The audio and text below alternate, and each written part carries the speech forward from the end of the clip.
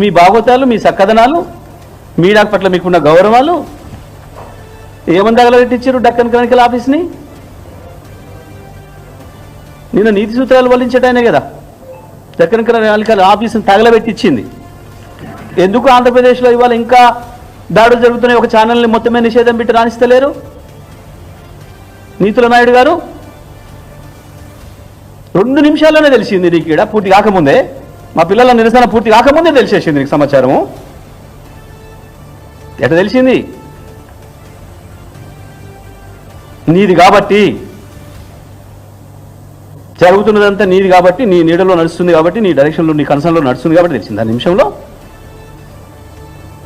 మా తెలంగాణలో చాలా జరిగినాయి దాడులు, మరి మా వాళ్ళ మీద తెలవలేదు. ఎక్కడి నీతులు? ఇవ్వది క్రానికల్, డెక్కన్ క్రానికల్ మీద నీ కండవ కప్పుకొని చేసిన దాడి. ఎస్ర నీతులు ఎందుకు? ఆయన పవన్ కళ్యాణ్ అట పాపం